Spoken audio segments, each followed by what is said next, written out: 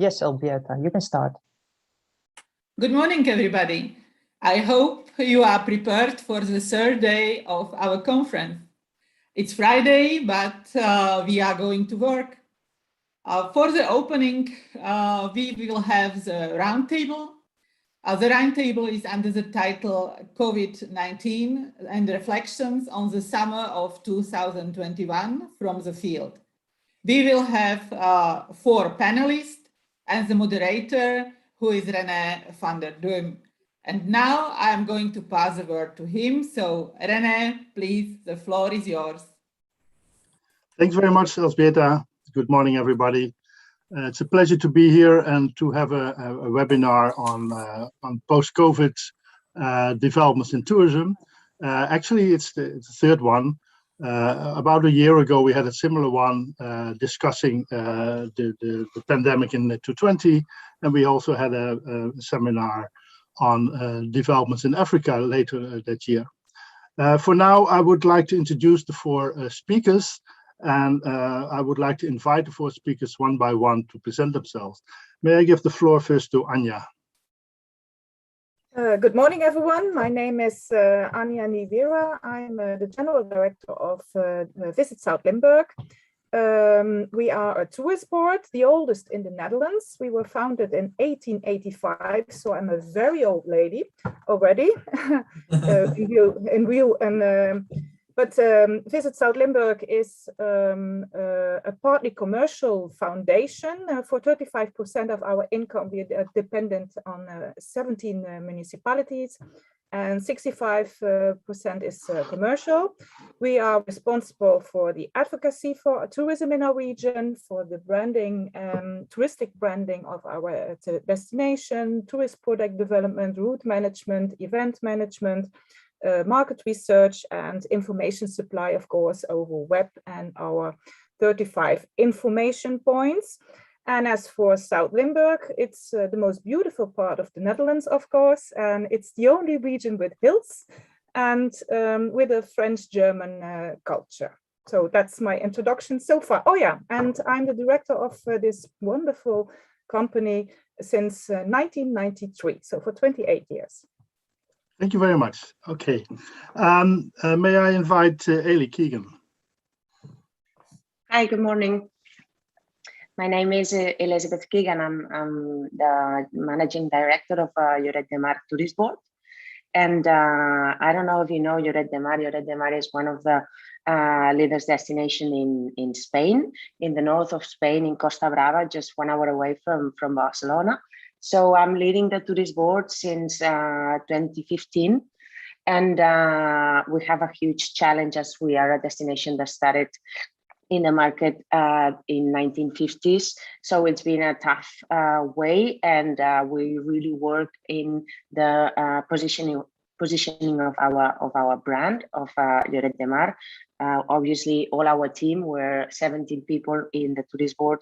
We work in marketing, communication, promotion, but nowadays we're mainly based in, well, we shift years ago, and now we're trying to manage our destination. We've been focusing for so many years, just monitoring what's happening outside our destination, and we decided to shift our look. And nowadays we try to give our visitors the best experience in Lloret de Mar, and we're trying to become a smart destination, and in that sense managing security, big data, and and we do all our best to give and provide our visitors the best experience. So that's what we do from Lloret de Mar Tourist Board, and happy to be here and share it with all of you. Great, thanks a lot. Malcolm Bell, please, floor is yours. Hello, welcome. Pleased to be on the panel. My name is Malcolm Bell. I head up Visit Cornwall. Cornwall is the far southwest of the UK, sticking out into the Atlantic. It's one of Britain's top holiday destinations. A population of around 500,000, and we have about 5 million visitors a year. Mostly over just under half in the main summer period. Bit like Anya, ours is a mainly private company. Ours now actually is only 90% from the private sector and 10% from the public sector on a project basis. Cornwall is a beautiful part of the world. It's got 300 beaches and over 450 kilometers of coast. And it's very dependent on tourism. 1 in 3 households partly or fully depends on tourism. And it's 50,000 jobs out of a working population of just over 220,000. So it's a major contributor to the economy. Our role is on marketing and promotion, although I must admit, we stopped any marketing of the destination in about March 2020 and haven't done any marketing since. Main challenge over the last couple of years has been about industry engagement, communication, lobbying, and working with the industry on this crazy time of the pandemic. Thank you very much. We'll come back to you shortly. Finally, from another perspective, not so much from the perspective of a destination management organization, but from the research side, we have Dirk Schmücker from Germany. Dirk, floor is yours. Yeah, thank you. Good morning, everybody. Yeah, thank you for the kind invitation. And in fact, it's a different perspective I would like to take. So as you might know, Germany is the most important holiday trip producer in Europe. So we are mainly therefore sending people to Cornwall, to Lloret or to South Limburg. And obviously that might be an interesting perspective. So I'm a consumer researcher. I've been a consumer researcher for the last 25 years, focusing on information behavior, on decision-making, and also on choosing the sustainable alternative, which becomes more and more important, of course, also in consumer research. I'm a professor, a part-time professor and part-time head of research at NIT, which is based in Kiel in Germany, where it is raining today. Thanks. Thank you very much. Okay, well, the idea is the following, that we have 4 short presentations setting the scene. What happened in 2020, what happened in 2021, what were the main differences. After 4 presentations, we open the floor for discussion. Please put your questions in the live to broadcast. Alžbeta will take care of your questions. So after the 4 presentations, we'll have a round of discussion. And please, once again, put your questions in the live to website. May I invite first Anya for the first presentation, please? Okay, I will share my screen. Yes. Can you see this? Can you see this? Yes, we can. Thank you. I have to go back. I see some slides. Yes, the question was South Limburg and COVID-19, how it went for us in 2021. As we are not that well known in Europe yet, because 75% of our overnights are domestic, I show here where South Limburg is located. It's in the deep south of the Netherlands, and we are in the so-called 3-country region. Amsterdam is as far away as Paris, so it's quite central in Europe, and we have, as you can see, a different landscape from the rest of the Netherlands. We have hills, and we have a German French culture, which is quite different from the Netherlands. And this beautiful hill country is the main reason that we are a very popular domestic destinations in the Netherlands. I focus in my speech on the hill country, which is the most southern part of South Limburg. And our main products as South Limburg are hills, nature, and silence, as you can see it in the image. As for history, tourism started very early. We are one of the oldest tourist destinations in the Netherlands, also already in 1853.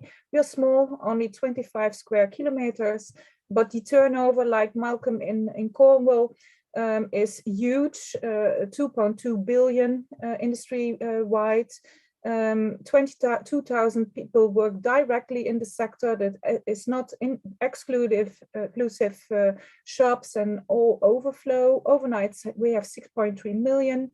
We are very populous as a destination. We have 600,000 inhabitants, and as I said, a domestic destination.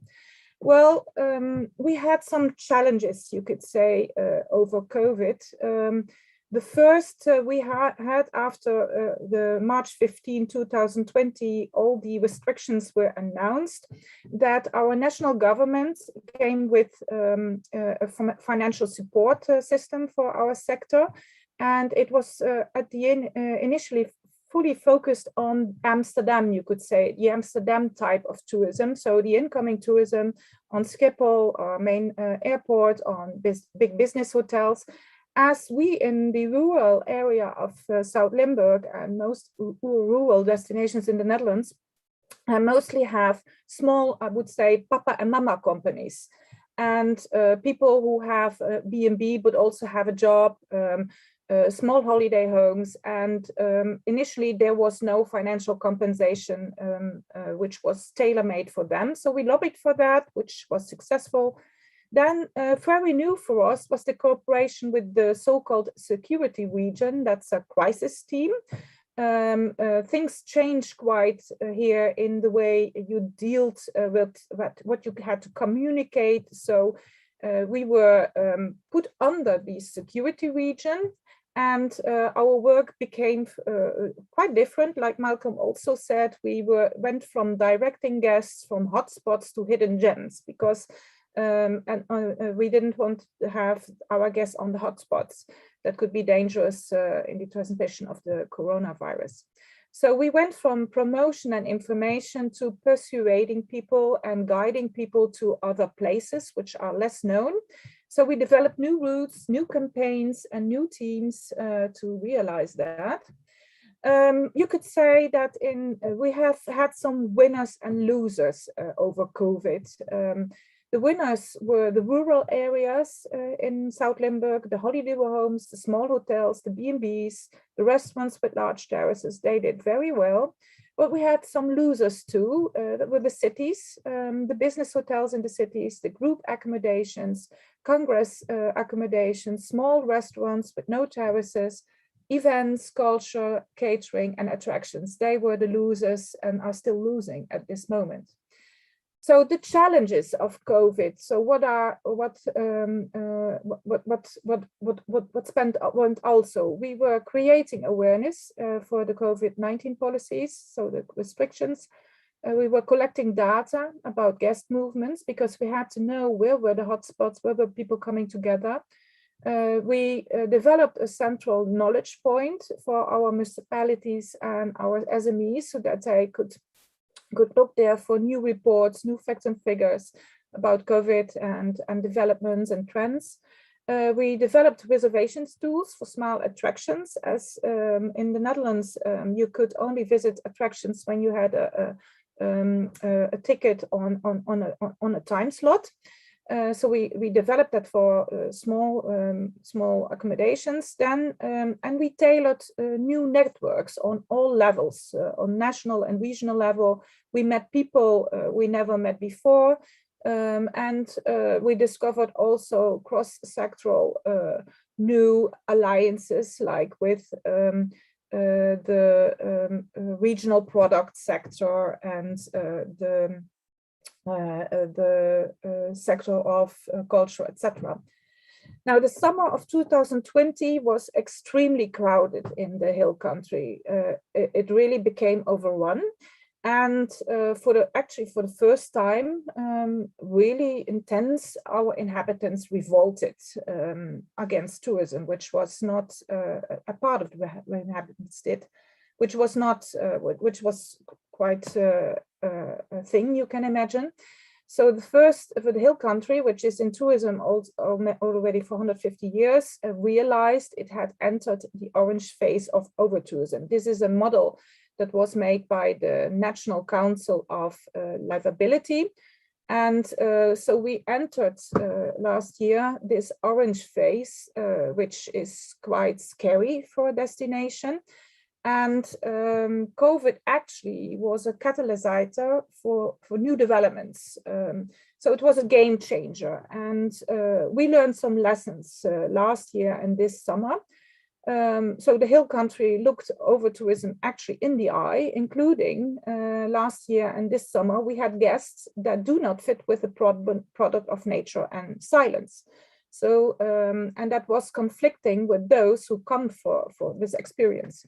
The nature was corroded by the masses, including litter, which is partly still there. There was a lot of traffic annoyance, especially by motorcyclists who crossed actually the line of acceptance.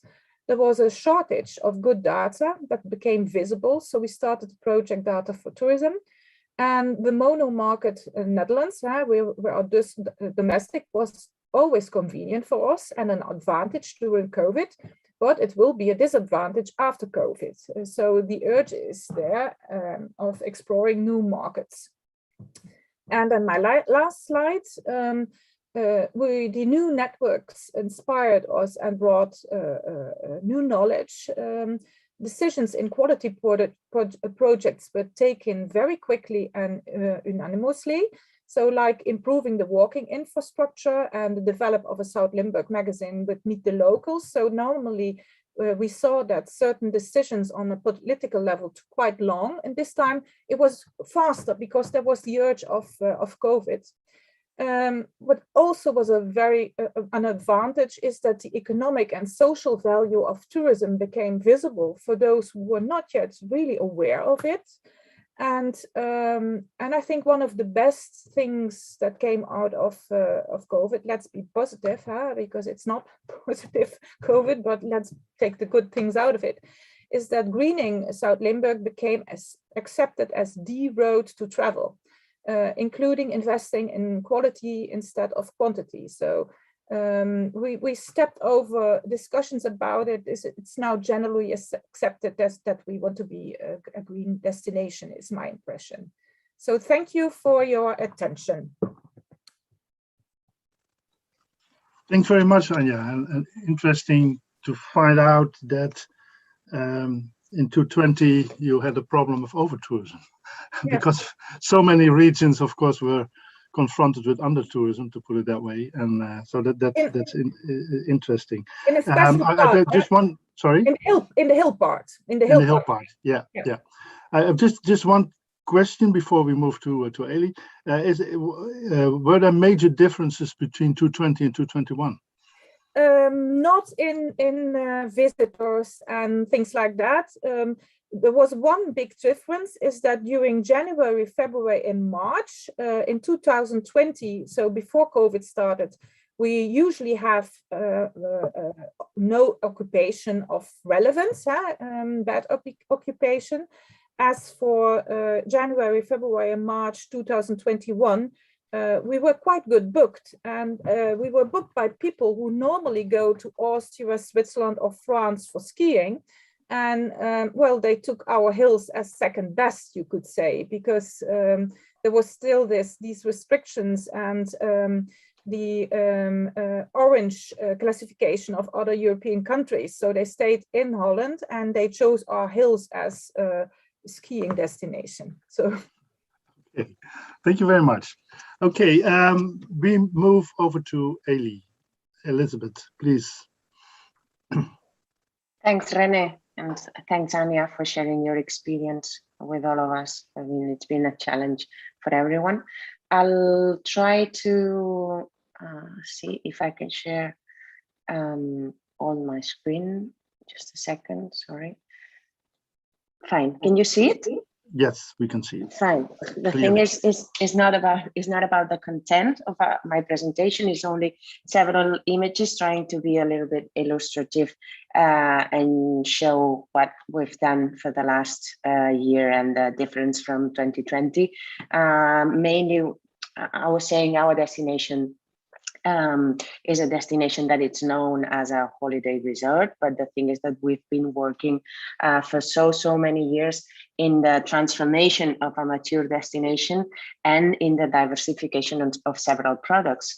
So in that sense, just sharing that we were lucky, but it's been so tough because we've been in a huge reconversion as a destination that started more than 60 years ago. So we had the chance even to have new establishments, new accommodation renewed in our destination. That it's something that it is important to have that. It is important for us as the destination keeps changing. So that's only to show that investment in town has been pushing that transformation. But that's one of the things that COVID-19 has absolutely at least left standby. So that's something really worrying, because we were in a very, very interesting process as a mature destination.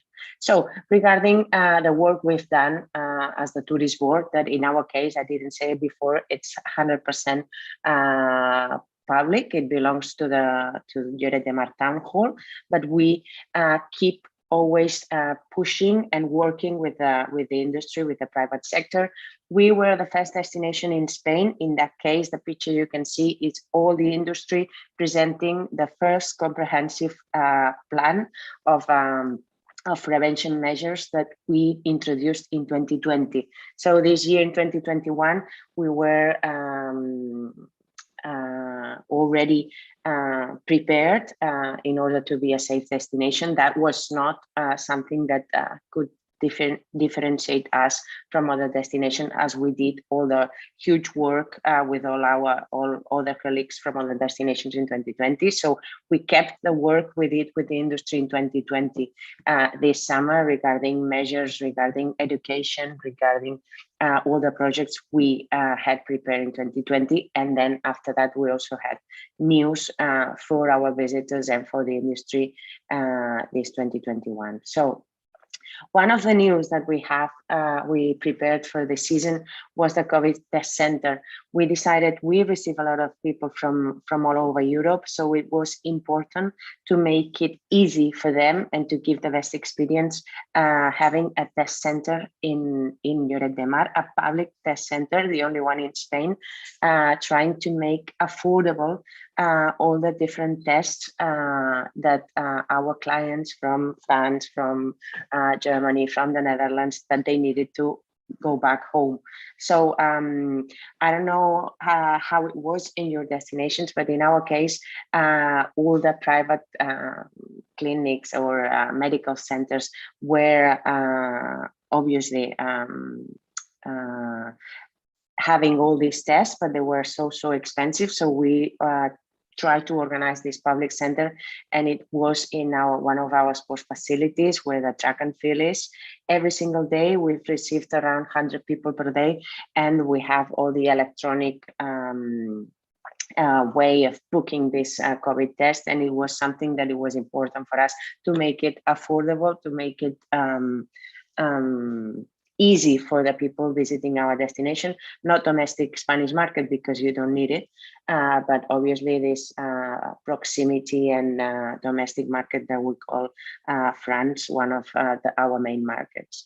So all the website and all the information about those tests, the education that the industry's been doing, all the capacity in our beaches, all the prevention measures have been since 2020 in a specific website that is covid19lloretdemar.org.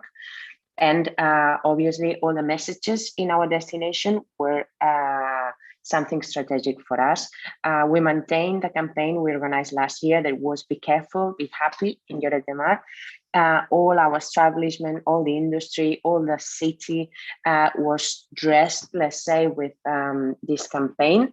And we changed it from 2020 with just adapting it to new restrictions.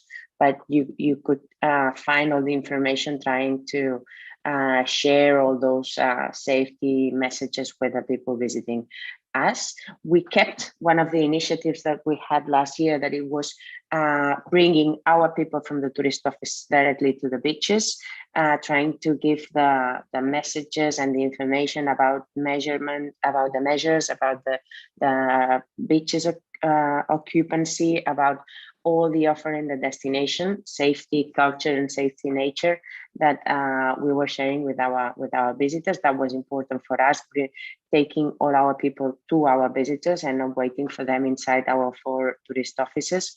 They were all around, small coves, main beaches, everywhere, trying to help our people. So we maintained that from 2020.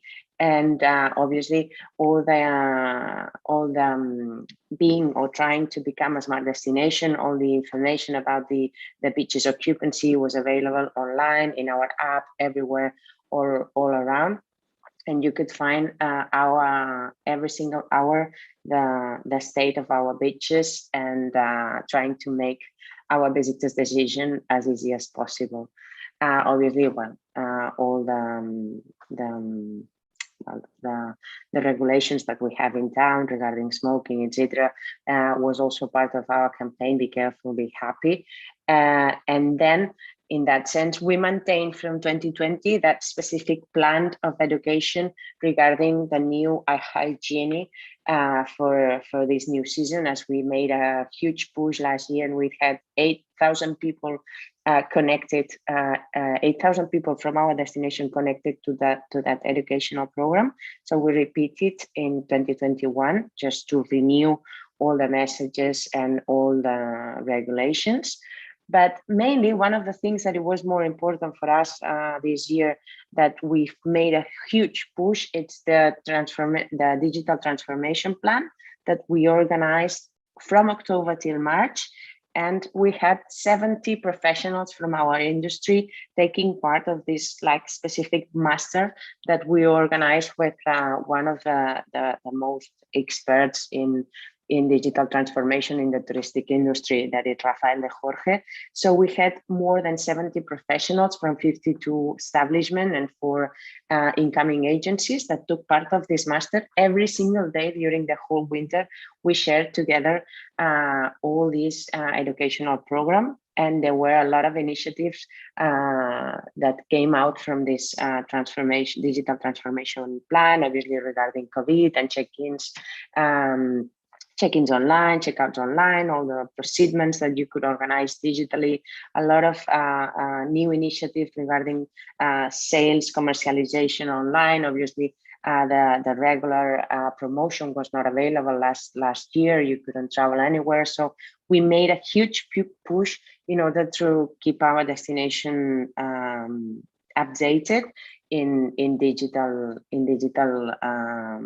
transformation. So that was the main initiative we did last winter. And most of all, the thing is that it was absolutely therapeutic. We will have to talk about social situation in a destination like us, where 38,000 inhabitants, everyone is dedicated to the touristic industry. So it's been a tough winter. And it's going to be a tough winter next winter. Winter is coming now. We can absolutely say that. And that was therapeutic. People without not being working, not getting any money, and being part of this specific digital master has been something really, really made us a whole team in our destination. So we do have news regarding culture, like a drone festival, and so many other things in order to give our visitors a huge offer, even being in a COVID time, regarding nature and snorkeling and all the dynamization that we have in our beaches and mini clubs and all the activities. In 2020, we had more activities than in 2019. And in 2021, we decided to have even more culture and nature activities for our people, outdoors and everything in with all the regulation and all the prevention measures, obviously. So in that sense, we try to have the best offer for our clients, even knowing that obviously in 2020 and also in 2021, a mass tourism destination would receive less than 40% of the visitors that we receive normally.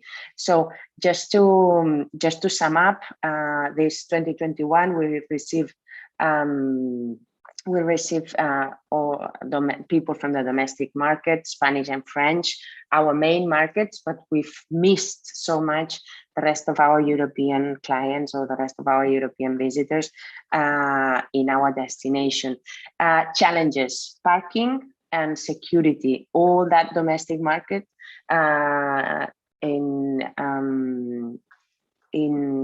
difference from the general behavior of our visitors in Lloret de Mar. All of them came with their own car, and it's been a bit tough to manage, and it's been a bit frustrating for everyone not having enough space in a destination that it's a small town that have more than 60,000 beds to cover. So parking has been one of the big challenges.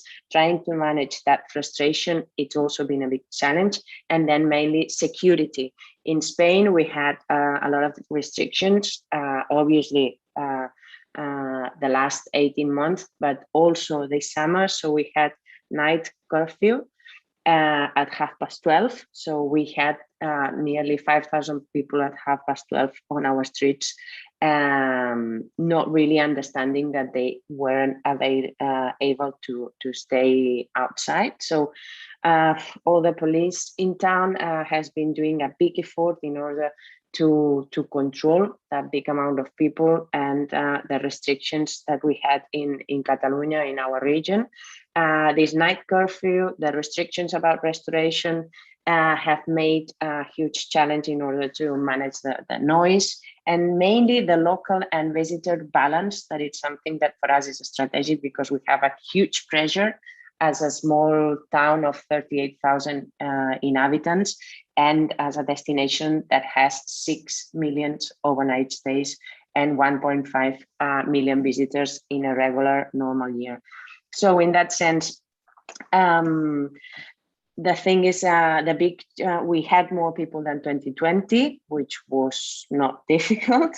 And we had a lot of travelers, a lot of tourists, but as we lost our clients from Eastern countries, as we lost our clients from the UK, as we lost clients from different areas of Europe, we didn't reach the number of overnight stays that we generally have. Had a lot of visitors, but not the amount of overnight stays that we generally have. And one of the things, just to finish, that really worries us is that we have, again, a short season, and that has a huge effect in our people in town regarding their families and their jobs, and absolutely, because we are the capital in Costa Brava, and we generally work all year round with mice, sports, all type of events. And now we know that in a month we will have, it will be the end of the season, so that's going to be tough this winter for people in town that works in the service industry. So thank you very much, and sorry, I don't know if I was a bit long. Thanks, René. Thanks very much, Ellie. One question I remember from last year that one of the side effects of the COVID pandemic was that you created an enormous network with small entrepreneurs, with NGOs, with the government, etc., and that you had online meetings. I recall that you had a meeting with 8,000 participants to share information, etc. Is this network still operational? It is still functioning? Yeah. The thing is that we, in terms of governance, we have this permanent conversation with the industry. We keep helping, supporting, and pushing them all the time. So we kept this educational program as we did last year, and we organized this specific one about digital transformation. So everything we've done it with them, and that's one of our main objectives, because if we do not work together, I mean, it's very difficult as a leader destination that we are in north of Spain. So yes, René, we kept our work together with the industry. Great. Okay, maybe something to pick up later also, as Anya was also talking about new cross-sectoral alliances and creating new networks, even on a national level, and maybe something to discuss later on. But we move now to Malcolm Bell from Cornwall. Malcolm, please. Hello. Yes, please. I'm afraid I'm just talking, but there's a bit of the sky behind me on the screen. I think the first thing that came about to us is in 2020. I remember a Friday when we were watching the pictures from Italy, the hospitals, and between me and the chairman, we made a unilateral statement at that point to be the first tourist board to ask people not to come, because we are a smallish county of 500,000, but we actually at the time, our hospital was actually on black alert because it was struggling to cope with normal problems, which caused quite a lot of flack from some of the members, but actually within 5 days, the whole country was in lockdown. So it did help in one regard to public relations. I suppose the big issue on 2020 initially with the pandemic was the sheer panic amongst businesses. The first thing when the lockdown happened is that people who'd booked holidays in April, May were asking for refunds. And the way the British system works is refunds are used, deposits rather, are used during the winter to pay for refurbishment. So we had a situation where businesses could not repay refunds, public up in arms. The insurance companies, business interruption insurance, were refusing to pay. So we had about 3 or 4 weeks, which is all about steadying the businesses, which obviously happened with the furlough schemes and the grants, and eventually things calmed down. But for the first 4 weeks, our task was really working with our 800 members plus a lot more to steady nerves and stop the panic amongst the businesses. At the same time, because Cornwall was a very low area for COVID, even at that time was 0, a lot of resistance from local people to anybody coming into the region. So the first thing we did, actually, we started it 2 weeks before we said don't come. We set up a task force, which was made up of a whole cross section of about 30 businesses from all different sectors to feed in. And that became incredibly valuable, and we still meet once a week at the moment, just to review things. But at that time, we were meeting twice a day, and we were feeding evidence and information up to the government. The government did do a lot of urgent measures, like most governments across Europe, but there were flaws. So, for instance, some businesses weren't able to get the grants because they were paying into the local council and not registered as businesses, even though they were businesses. There were excluded groups. There was the law of unintended consequences. So that whole sort of March, April time into May was really steadying the nerves of businesses, stopping people, suddenly sacking people or cancelling contracts, and working with our Tourism Alliance, a national body, in trying to steady the nerves, really. We then moved into more of an ongoing element there, because there were still businesses that weren't affected. Wedding venues weren't getting support. Events organisers still didn't get much support. So there's still ongoing stuff. But then we moved into the public health communications about the reopening, which happened in Cornwall on the 4th of July. So normally what would happen in Cornwall is tourism starts picking up in March, April, May and June, and then July sort of doubles.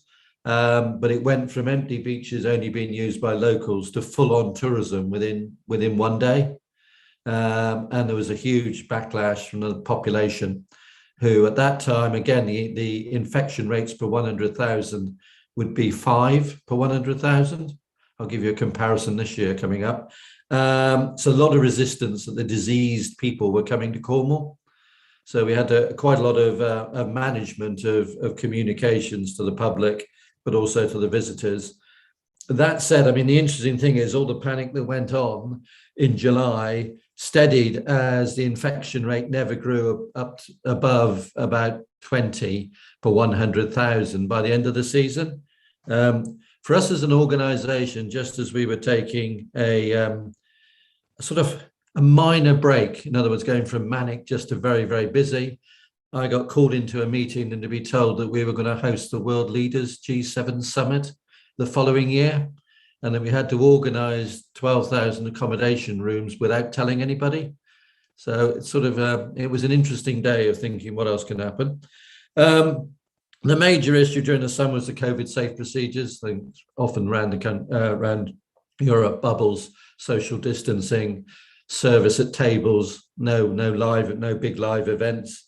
That did manage to keep everything well. We actually had reduced numbers last year just because a lot of businesses reduced the capacity.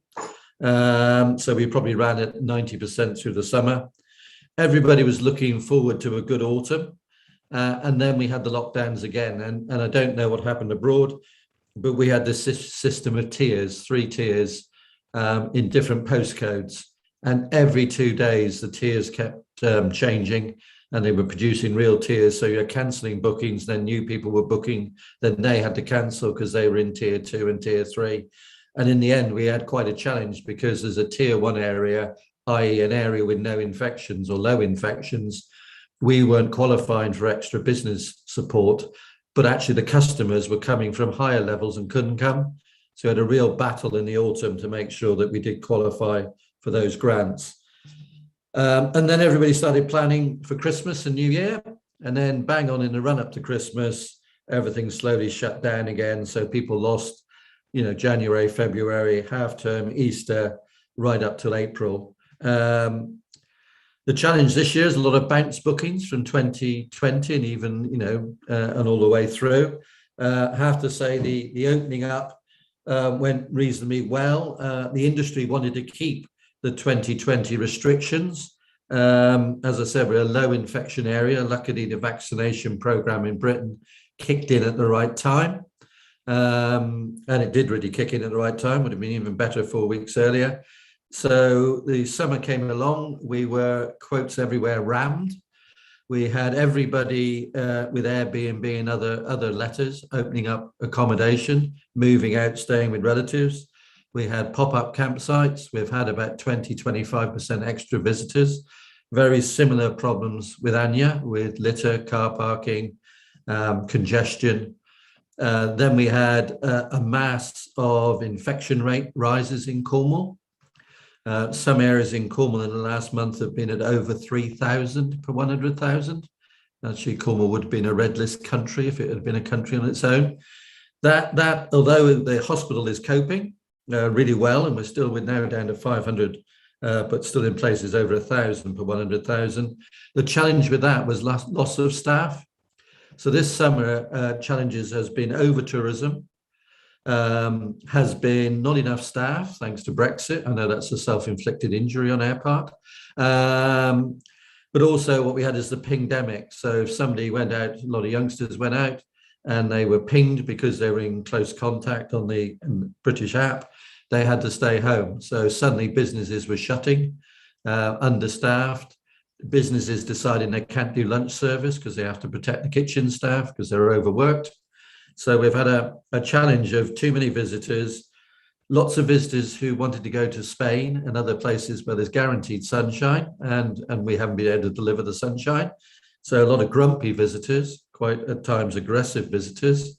So it's been a real challenging summer, in fact, far more challenging this year than last year. There's been a lot of innovation, a lot of good things, maybe. Wages in hospitality in Cornwall have gone up by 20%, way above the minimum wage or the real living wage. We'll never see below £10 an hour anymore. Some cleaners have been earning €30 an hour or more. There's been lots of things about kitchens being shut for 2 days to give staff time off, unheard of to have 2 consecutive days in the summer. Interested on the innovations to do with online check-in, online ordering. Almost all, if not, 90% of our attractions will only have guests who pre-book, which has made the guest experience better in the attractions, the profitability better, and the whole experience better. But it has been a challenge trying to get the public to understand you have to think ahead, you have to book, you have to do some planning, and it's been a real challenge with the local population. Most populations, we've done a survey. We did a resident survey back in 2012. We redid it this summer. Most people actually were quite agitated by the number of visitors, didn't like it, really annoyed at congestion, really annoyed at the litter, way up on 10 years ago for obvious reasons. The only interesting thing is at the end of the survey, they were asked a very open question of, overall, given what's happened, do you think tourism is good for Cornwall and good for the economy and jobs? In 2012, it was 89%. In 2021, it dropped to 83%. So although people have been very annoyed, they're also understanding that we need it for the economy. So in looking forward, we've now got the visitor economy and the strategic requirements on the political agenda. We have got a new strategy evolving, which was also delivered in plus the G7 world leaders in June, which showcased the Cornwall lovely, thanks to the weather. But it is about really making steps forward now on tourism being truly regenerative, sustainable, inclusive and accessible, to really tackle the zero carbon agenda and to do something more substantial, including an academy of training about the career prospects and the working conditions and the progression of people in the sector, and building much more on the circular economy. So I think, having sort of got frustrated with it, but needing that the region needs tourism, it's the understanding, well, we better get the tourism we want, because or else we'll end up with the tourism we get. So I hope that's a good roundup. Thank you very much, Malcolm. This last part on the new strategy, to what extent was this new strategy informed by or triggered by the pandemic, or is that taking up issues which were already there before the pandemic? The interesting thing is we started the strategy at the end of 2019. It got delayed in 2020. We got back on it during the lockup. What I'm delighted to say is we did have an election during that time and another thing, well, a local election, regional election. What we were having difficulty was getting any connection or weight behind it with the politicians. So what the pandemic has done, and the old expression is never waste a crisis, has actually helped that the strategy was in formation. It's been beefed up a lot, but it's got political attention now. Mm-hmm. Whereas before it might have been like, sometimes strategies happen, they get written, there's a bit of talk about it, and then they sit on a shelf. I've written 3 myself. So hopefully this time we've got some traction because of the public opinion. They want change. And if the public get frustrated and want change, then politicians tend to listen. Whereas sometimes if organisations say what's needed, we're not listened to because we've only got a few votes. Okay, thanks a lot. Okay. We move on to the last speaker of this morning, Dirk Schmücker. Are you still there? Yes, you are there. Floor is yours, Dirk. Yeah, thank you, René.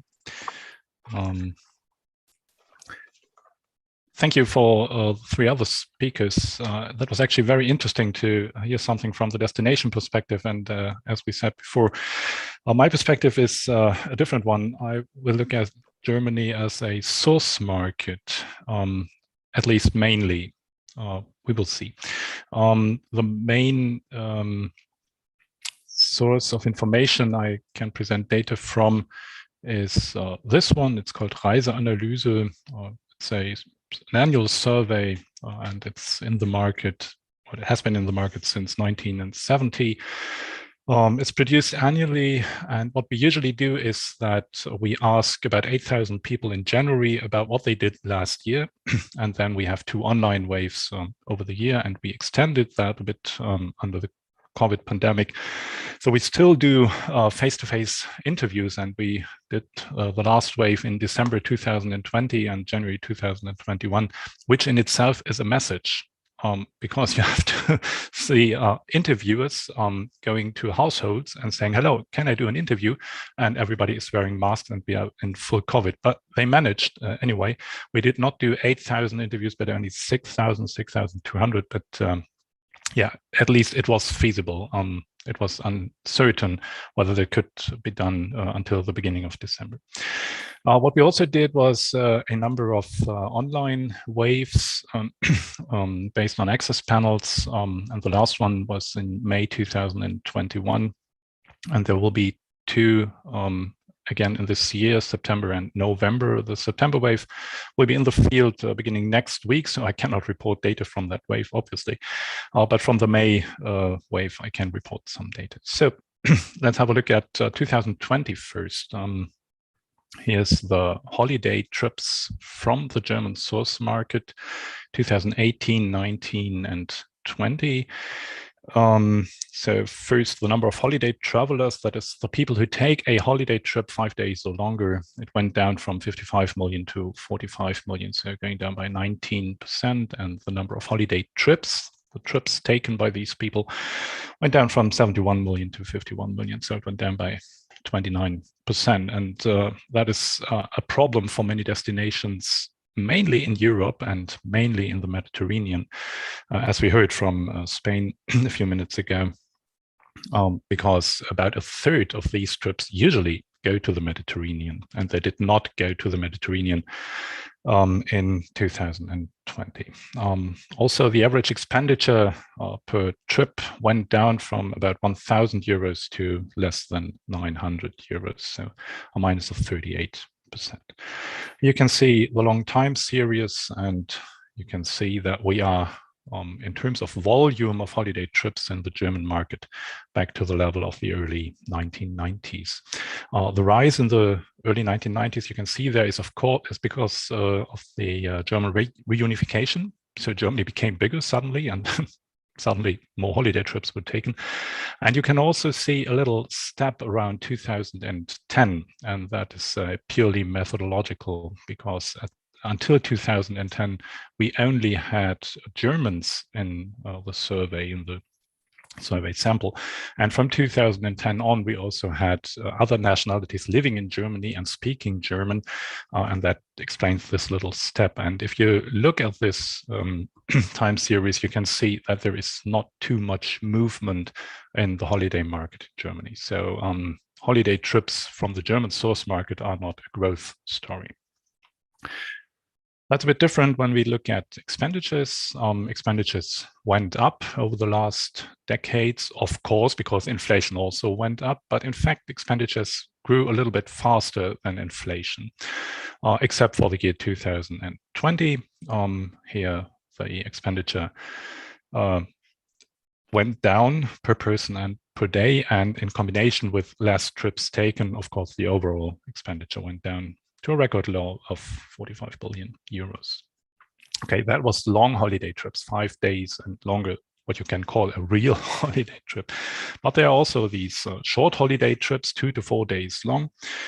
Here you can see that the number of holiday travelers taking these trips went down a little bit by 22%, but the number of trips went down. So even if people took such a short trip, they did not take so many short trips as they used. So we had about 88 million short trips in 2019 produced in the German source market, and it went down to 36 million. While the average expenditure stayed more or less the same, it went up by about 10 euros. So altogether, we had minus 46% in trips, long and short holiday trips, minus 38% in bed nights, and minus 43% in expenditure. But we had a change under the surface. And you can see, as I said, in usual years, we have about a third of the market going to the Mediterranean, a third of the market of the trips going to Germany. So it's domestic travel. And the other third is going to the rest of the world, from the Netherlands to Australia. In 2020, we had not 30% domestic trips, but 45% domestic trips. So this number went up. And although the market shrank considerably, the number of holiday trips in the domestic market, so Germans traveling to Germany, went up by 4 million, while the number of holiday trips to foreign destinations went down by 24 million. So we have a very considerable wave of domestic trips. And that, together with the short trips, which are traditionally domestic travel, plus a huge number of day trips, mainly into the nature, that leads to problems. Not always, not everywhere, but sometimes and in some places. Just to relate to what we have heard a few minutes before from Malcolm and from Anya, there are a lot of digital visitor management initiatives. So destinations trying to cope with that situation and trying to influence the consumers to not go to the same spot at the same time, but rather to give them an initiative or at least the information to go somewhere else. But that, again, that is not mainly due to holiday trips, to overnight trips, but day trips are the main problem, and day trips into the nature. Just to give you an example, there's a national park in Germany, and they had counted about 50% more visitors in 2020. But the number of fines the rangers had to produce for wrong parking, for misbehavior, for littering, went up 8-fold. So 50% more visitors produced 800% more fines. And that says something about the target groups who are going into the nature, probably not people who are used to these nature visits, but who went there just simply because they had no alternative. Well, destination preferences for 2021. This is from the survey in May 21. You see that, again, the preferences, the wish for the destination for 2021 for Germany went up considerably. So that means that for 2021, we can expect more or less the same situation, maybe even a little bit more pronunciated compared to 2020. So more domestic travel also in 2021. In 2020, about a third of the trips did not go to the destination the consumers had in mind at the very first place. So about 1/3 of the destination of the trips had a change in destination. And where did these change destinations take place? Well, obviously it was Germany, but also the neighboring countries, the Netherlands, Italy, Austria, even Spain had a little share in that. So we do not only have a trend towards domestic travel, but also a trend towards what is well known and what is in neighboring countries. But satisfaction did not grow with that fact that you need to take an alternative. Satisfaction, in fact, is a little bit higher in those trips where there was no necessity to change the destination, while satisfaction went down a little bit if you had the feeling that you need to go to an alternative destination. That is, you did not go to the destination you wanted to go in the first place. And this might tell us something about an outlook. There is one thesis, one hypothesis, that is habituation, telling us, okay, during the COVID pandemic, people tried out something new and they like it so much that they will develop a long-term preference even after the pandemic has ended. But data do not support this, at least at this point. Short look at the modal split. You see that in 2019, for the German holiday market, the air transport and car transport were almost on the same level. And in 2020, both that went just to the opposite direction. So air transport went down and is now at 26%, while car transport is up. It's now at 61% for understandable reasons. Same goes for accommodation. The dark blue is 2020 compared to the light blue 2019. And you see that in terms of shares of all holiday trips, hotels went down, while apartments and flats went up for understandable reasons. Visiting friends and relatives went up. Although mostly in terms of volume, all types of accommodation had their problems and had a decrease. And one last slide as to booking holiday trips. What we can see is that more trips are booked online and that much more bookings are taking place short-term. We heard that from Malcolm, that the rules and regulations are changing constantly and quickly. And the German Center for Disease Control, the Robert Koch Institute, produces lists of countries and produces tiers and categories, for example, risk areas and high risk areas and virus variant areas, etc. And they classify the countries to these tiers. And I counted it, they changed this list from June 2020 to August 2021 72 times. So that's more than once a week. And of course, if you plan a travel, it's practically impossible if you don't know if the country of your destination is accessible or not at the time you wish to travel. Okay, so these were some basic data. There's much more in it, but I think we should wait for the discussion. Thank you so much. Thanks very much. They're very interesting figures, which really reflect what the other presenters were arguing about. I think, you know, those who are mainly depending on the domestic market are almost confronted with over-tourism and all the problems related, traffic, waste, etc., while other destinations like Costa Brava, of course, obviously has been affected negatively by these developments. I find it very interesting that you said, well, there's not really evidence that the change in behavior will last. So because you were saying, well, people had to choose other destinations, but that was not the preferred destination, and maybe they were not very satisfied with the fact that they had to choose another destination. Is that a general sort of trend you could see? Well, as soon as possible, everybody will go back to normal, to pre-COVID?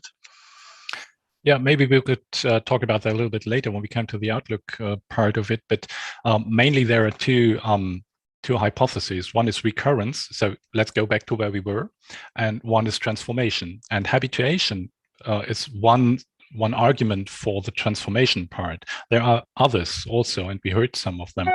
But basically, what we see at the moment is a very high priority on the consumer side for traveling. So people wish to travel, they have the time to travel, they even have the financial means to travel, but they do not travel because there is a hard barrier, because there is no plane, because you have a restriction, you can't go. And there's actually no reason to believe that as soon as these barriers go away, that people will not return to the consumer patterns they had, to do the things they would like to do and not go somewhere they would not like to go. Okay, thanks very much. Are there questions? Well, there's a first a very long question from Melanie Smith. I'm going to read it out. She's arguing it's really challenging for mass tourism destinations that were struggling with over-tourism and undesirable tourist behavior pre-COVID. Greek accommodation providers told me that some of their visitors behaved horribly, but they provided a reliable and steady stream of revenue, and they often returned year after year after year. In contrast, the better class of booking type visitors stayed for less time and organized their meals and programs independently and rarely return.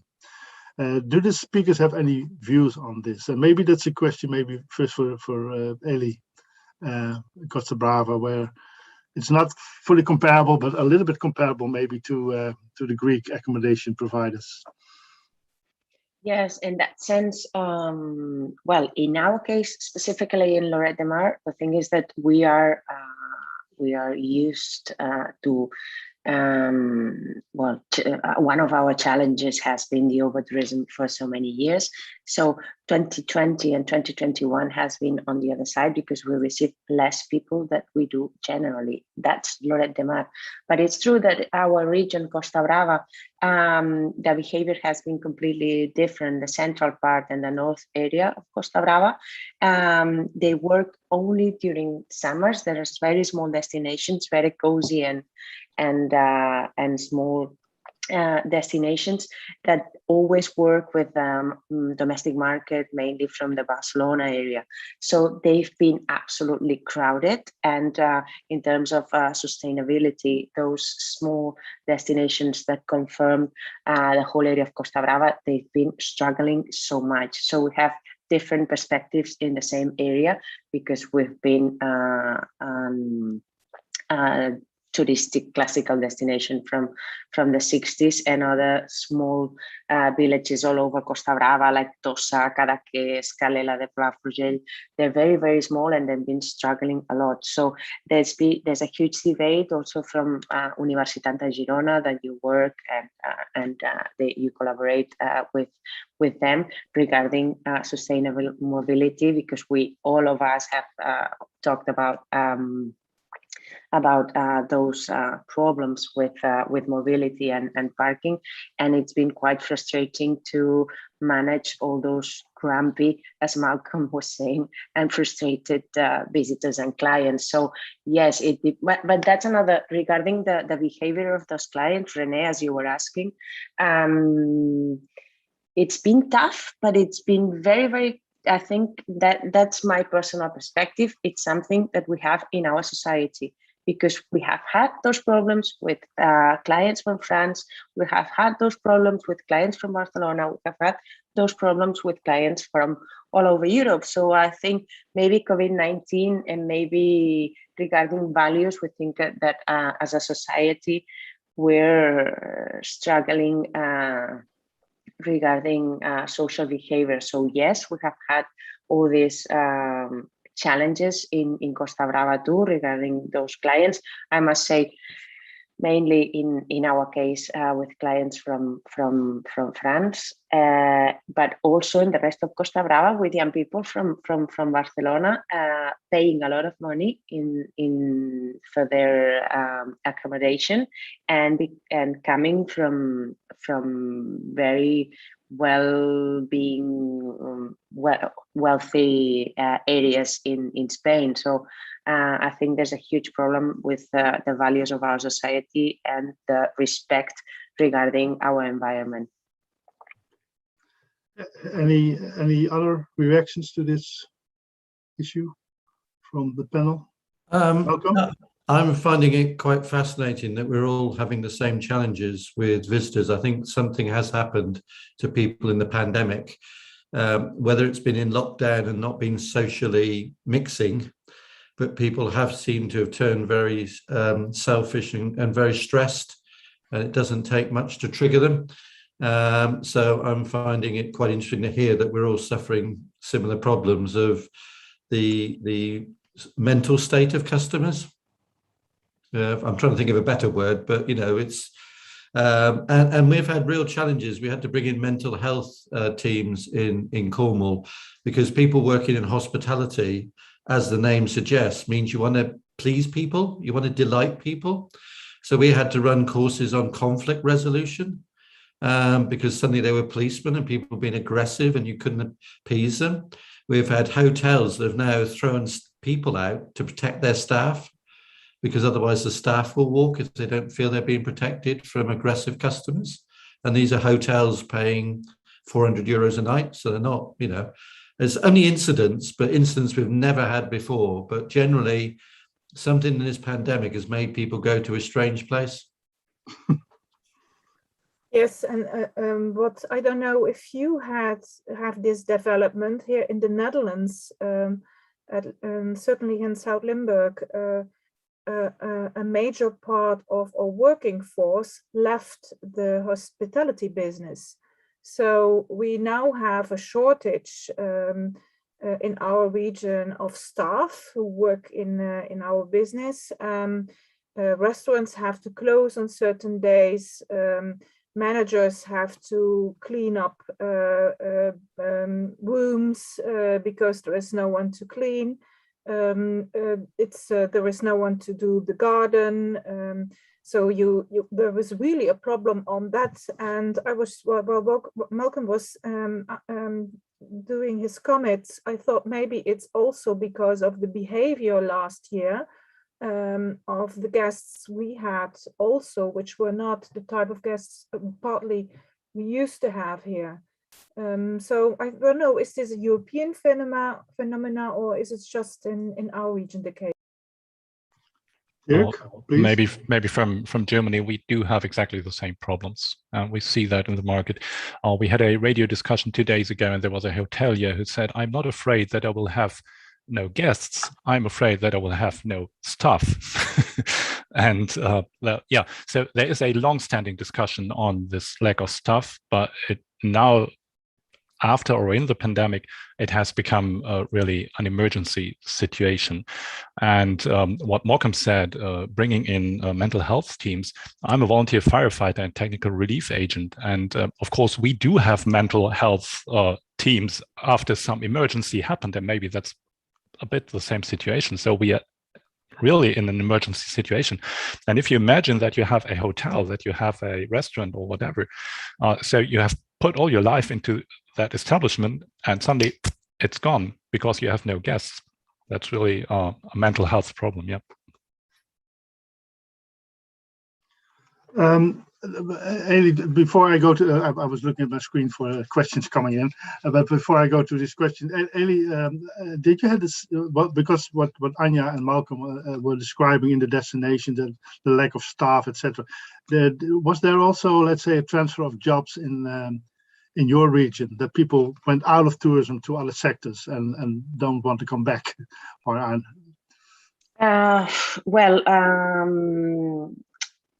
I don't know if you're aware, but in Spain, with all the restrictions, all the help and support to all the workers in the country has not been like all over Europe in general terms.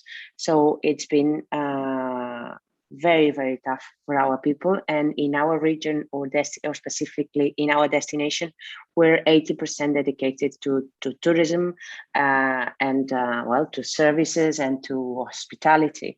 So in that sense, in Lloret de Mar, it's difficult to change and swipe industry, but obviously in Spain there's been I mean, as mainly maybe not for general staff, but maybe for all the executive all over Spain, there's a lot of people trying to change the sector they're working in, mainly executives and directors, because tourism is huge in Spain, and it's been one of the sectors suffering the most of the pandemic. So yes, there's a lot of people trying to change. And then regarding general staff or workers, I know it depends on the area, but the small country, just our neighbor country, Andorra, for example, they have and receive a lot of tourism, but they're living they're living now again like a bit of a explosion of the building sector. So everyone's leaving tourism in order to work in the construction and building sector, that the conditions are better than in the tourism and services. So they have had this summer a huge problem in order to find staff for their hotels, accommodation, restaurants, etc. So I know for sure that there's that example. And then all over Spain, maybe a lot of professionals trying to change their area, because I mean, a lot of professionals in the tourism sector has been without working for at least 18 months. So it's one of the dramas in Spain. And as you know, other industries like food industry is going absolutely amazingly well. So tourism has been such a disaster. Thanks. I'm referring to two comments from Erwin Lozekoot and from Melanie Smith, both arguing that it is good that this discussion also showed that there are increasingly moments of inhospitality, to put it that way, and that, as Melanie Smith argues, new psychological and behavioral problems of post-COVID tourism, to put it that way, so that you highlighted these issues. Thanks for that. And I have a final question, because we're running a little bit out of time, from Lina Techmeyer, and I rephrase, but do these domestic figures, and that's especially the figures that Dirk presented, not urgently demonstrate the global pandemic unsustainable problems that mass tourism industry causes? Don't we have to find a new and less revenue generating ideal for tourism? Broad question, but Maybe I'm rephrasing it a little bit and giving all four the floor. Let me summarize it in another way. Last Wednesday, Corinna Wren and Laura James gave a keynote at this conference, and I have two remarks related to that. First of all, they described new priorities for DMOs based on their research, and when I read them, I all found them back in your presentations. It's new priorities in terms of domestic marketing, of health and safety, of sustainability, digitalization, and collaboration with the private sector and beyond. Well, I've seen in your presentations all these trends that DMOs really are moving from, let's say, marketing to management organizations. The other thing is on the one hand, you have had and you executed swift, what they called swift actions to cope with the immediate crisis. And we have seen a lot of examples you gave. Thanks for that. I think it was very informative to see how you swiftly changed certain activities to cope with the pandemic. But there's also slow innovation. The pandemic also gave maybe time and space for thinking about the future. And maybe the question of Lina is related to that. Do we have to find other ways of organizing tourism, maybe less revenue generating, but etc. So let's conclude with a final round. And when it comes to those slower innovations and those transformations you might envision, where are we at 2025? Where's your destination, or where's tourism in relation to Dirk in 2025? Maybe I give the floor to Anya first and then move on to the others. Where's your destination in 3 years from now? Yeah, we were already on the track of a green destination. In 2020, we established a new strategic vision, which says that on all pillars, we want to green South Limburg. So what we see with COVID, it's that it has emerged, and that goal, that we go quicker to it. I think we will be closer to ourselves than we were before, meaning that we stay closer to our own culture, our own landscape, our own cities, and that we want to look for guests, to encounter guests that want to be with us and not with certain tourism products that come out of it, so that are pleased with the destination and with the inhabitants and the way we are. So that is also a transition that COVID gave us, that we saw that it's first and all you have to be there for the inhabitants and for the people who live in the region. They have to be pleased with tourism, and if they are not happy anymore with it, this friction will lead nowhere. So that is what I hope for, that we are closer to ourselves even than we are now, and that we are greener and more sustainable, and that we really choose for quality and not for quantity. Okay, thanks, Anya. Malcolm. I think that's interesting. I mean, I came across a concept earlier on that destination management organizations have now got to move to be also destination leadership organizations, to actually show the direction and do it and have that conversation. It's very similar, it's very rewarding, this panel, with their communities. And we're going to have to market to people that will appreciate where we are and what we do. And in a way, our marketing has almost got to deter people who will not like what we've got. And I think the pandemic, to my mind, has also accelerated lots of paths we were on a lot quicker. So it's almost been a look into the future. And it's given us now 5 years, 10 years to avoid that future. We've had a sample of it, and I think that's the debate we're having, that tourism, sustainable tourism, which we've been involved in for 20 years, is in a way do no harm. I think that's why we talk about sustainable and regenerative tourism, because we should be doing good. good for communities, good for employees, good for the visitor, but generally, you know, rewilding and all sorts of activities, and people adopt tourism and the visitor economy very cleverly and strategically and targeted as a means of development and not as a problem. If it's not addressed that way, it'll carry on being a problem, and we've seen where we've ended up in the last year, and we don't want to be here again, ever. Thanks, clear. Thanks very much. Ellie from Lloret.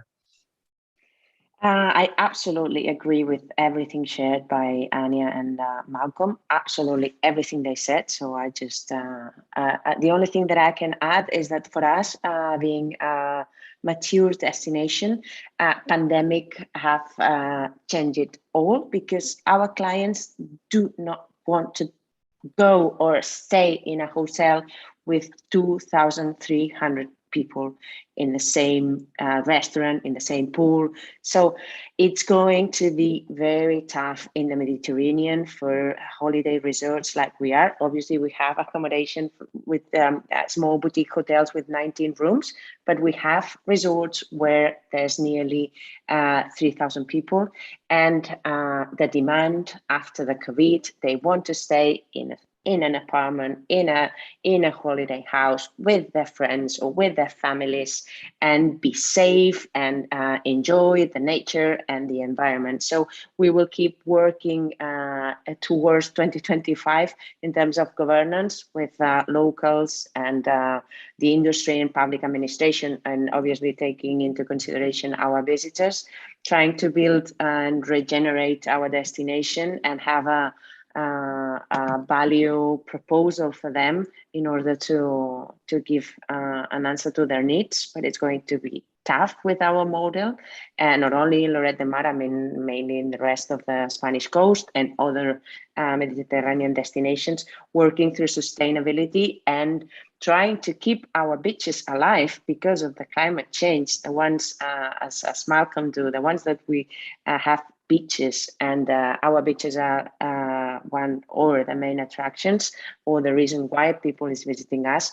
We should focus in their protection, and while trying to be really aware about the climate change that we're living as we keep having smaller and smaller and smaller beaches year after year. So, and that's only my point of view. Having more than 60,000 beds in town, I absolutely think that we have to decrease that offer that we have. It's not easy, it's private, but we have to find a way to bring more quality clients than volume, that it's the model that has been in the Mediterranean for the last 50 years. So more or less, that's it. Thanks.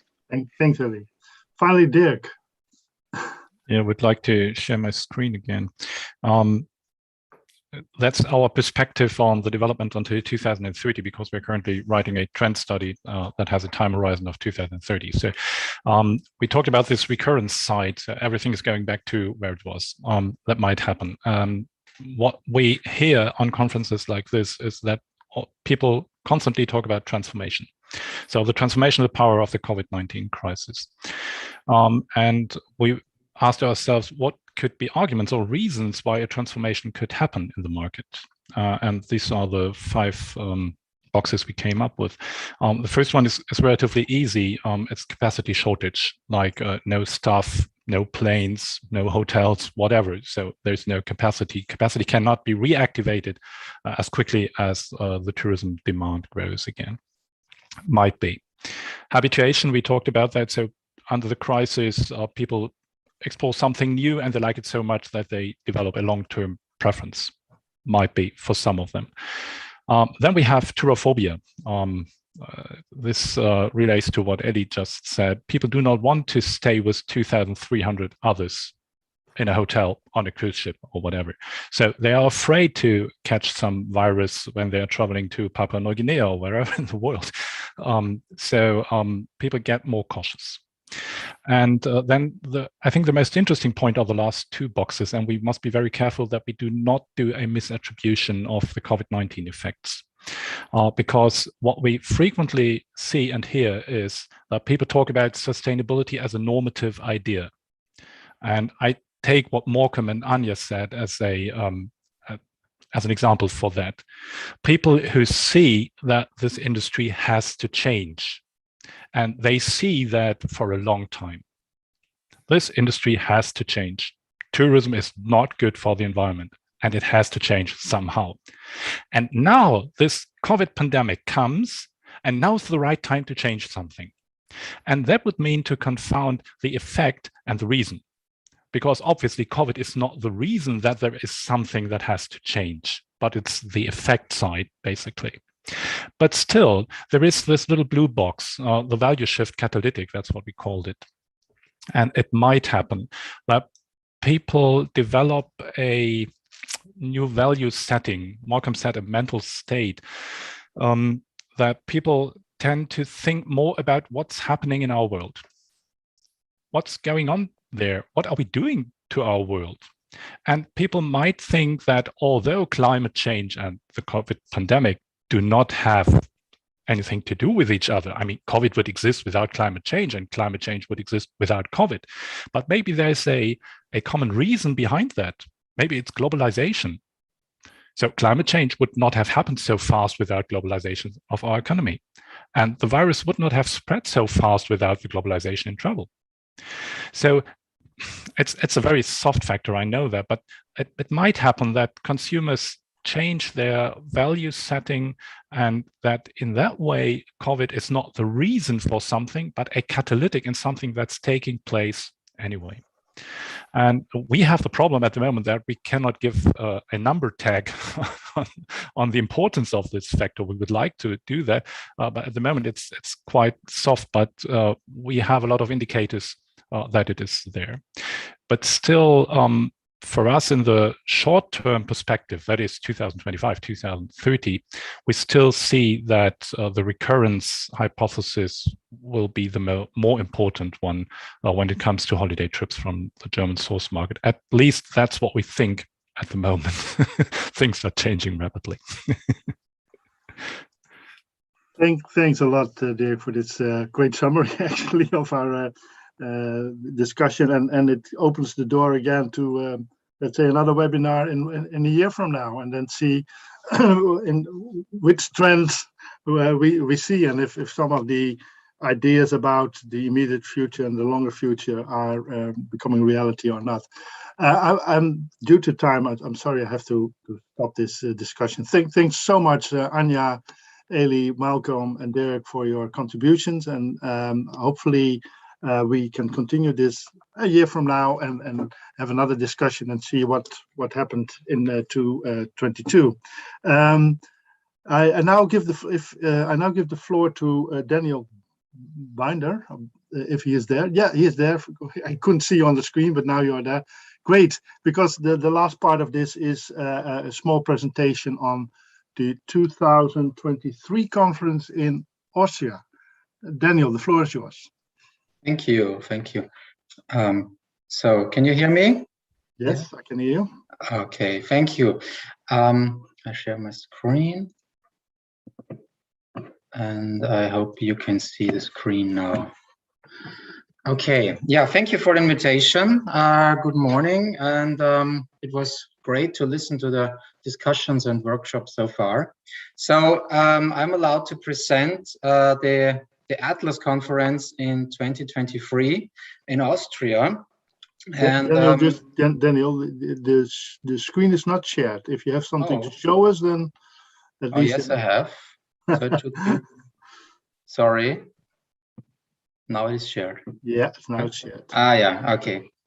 Yes. So now you see our campus in Bad Gleichenberg. So we are located in Styria, in Austria, and I will give you a short overview about the location and where we are and what we have in our mind. And we are very happy to be the host of the Atlas conference in 2023. Still some time, and we will see how things are going then. So what you can see here is a map of Austria. And you see we are in the southeastern part of Austria and of Styria, which is our federal state. Maybe you know the city of Graz. and we are in the southeastern part where it's named Thermenland at this point. So this is our destination. It's the Styrian thermal and volcanic land. So we are in the middle of this area. And so it's about 2 hours of driving by car from Vienna and 1 hour of with the car from Graz, just for you as a short information where we are. So we are surrounded by very nice little hills and a very nice landscape. And the term of water is very important for us. So we are located in this thermal land, in this thermal bath or spa area. And what you can see here is there are 6 thermal baths in the near surrounding of our campus. And so the terms of water and healing water, healing climates, this is very important for us. And so what you can see now is that not only the water is important here in this area, but it's also the food, the culinary. We have a lot of wine production, food production. We have very local and traditional food producers, but also handicrafts. And so these kind of things are very important for us. We work in tourism development. We work very closely with the regional development. And I think this might be one of the, I don't know if this is a solution, but it might be a contribution to all the things, or to many of the things which were said also in this morning discussions, how to make our destinations maybe more resilient, what will come in 2025. And so from my point of view, also our traditions and local produced things should be focused a little bit more in future. Maybe this could be somehow contribute to a solution how to develop our destinations. Coming back to our region, the activities you can do here is lots of hiking and walking and biking. E-biking is a very big trend at the moment, and we also have some festivities. You see here on the right side some fancy ladies. They are dressed up like the Biedermeier, or in the Biedermeier style. We have a Biedermeier festival because Bad Gleichenberg is a very old traditional spa town, which was also used in this, it was founded in this Biedermeier area, and we have a, yeah, you know, that kind of things. We have some events also for tourists, and yeah, this is very nice. So, and what we are, there is a specificity in our area, but Gleichenberg is the only tourism educating the region or location of Styria. So we, from we always say from the childhood to the graduation, you can do the whole educational career in Bad Gleichenberg. So we have 3 tourism institutions. On the right upper side, you see the Landesberufsschule. So there are service agents and chefs and cooks and waiters and all these kinds of things you can learn there. As we have this dual apprenticeship system in Austria, which might be quite interesting for the international guests. On the right side, on the bottom, you see the tourism schools, Bad Gleichenberg. There you can do your A-levels in tourism. And on the left side, this is our campus, where we offer bachelor and master courses in health tourism, sports, event management, tourism management, and things like that. So you see, our campus is located in that area, and we do also offer the programs in this relation. So from that point of view, it is not that far away that we come up with topics we are quite familiar with and we think could fit in the current times and could also fit in a 2 years time. So the topic from now on at this point is quality of life, health, tourism, and climate. So we think that a lot of contributions can be made to that point, and it's also a very broad topic.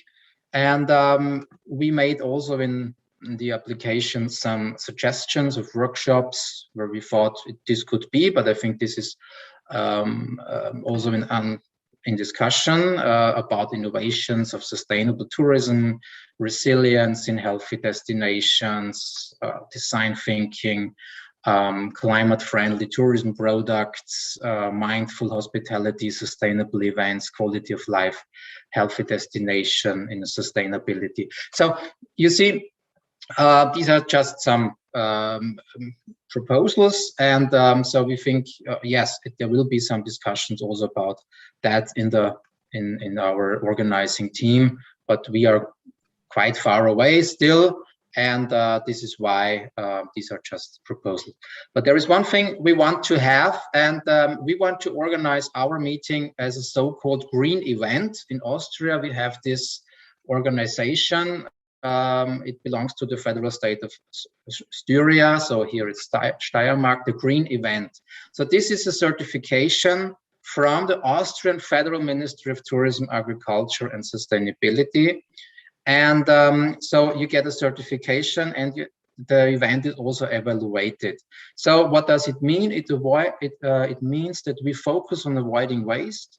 We just serve local, organic and food and drinks. We encourage our guests to come and to travel with public transport, and we will inform them what are the best solutions, etc.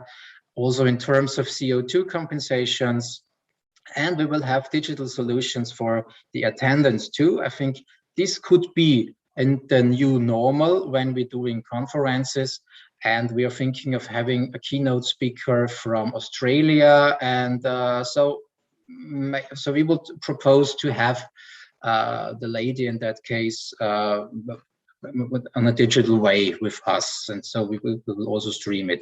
But I think here also a lot of some discussions will be done. So, but this is what we do, because our motto is we practice what we preach, and we try to do this in not only for the conference, but this is the motto of our campus, and we try with all the things we are doing, we try to be consistent in what we teach and what our students learn from us. So I'm at the end of the presentation. So here are just some links and information. So if you have any question, please email me. You also have a paper which will come out then, and maybe some links where you want to have a look on that. And yeah, that's it from my side. Thanks very much, Daniel. Looking forward to this conference 2 years from now. Actually, yeah, hope then everything is normal again, to put it that way. Yes. Yeah. Okay. Thanks very much. I would like to thank once again also the 4 panelists. I was looking to the other screen with on live too, and I saw a lot of people reacting in terms of interesting, inspiring discussion. Thanks very much. So I would second that, and thanks once again the 4 panelists for interesting and inspiring discussions. And finally, I would like to invite you all at 1 o'clock to the Live 2 meeting where we celebrate 30 years of Atlas, which will be a joyful event in which we will share some stories about the 30 years of Atlas. But in between, we have now a coffee break and of course the workshop sessions. But from a personal note, I hope to see you again at 1 o'clock. Once again, thanks very much and have a good day.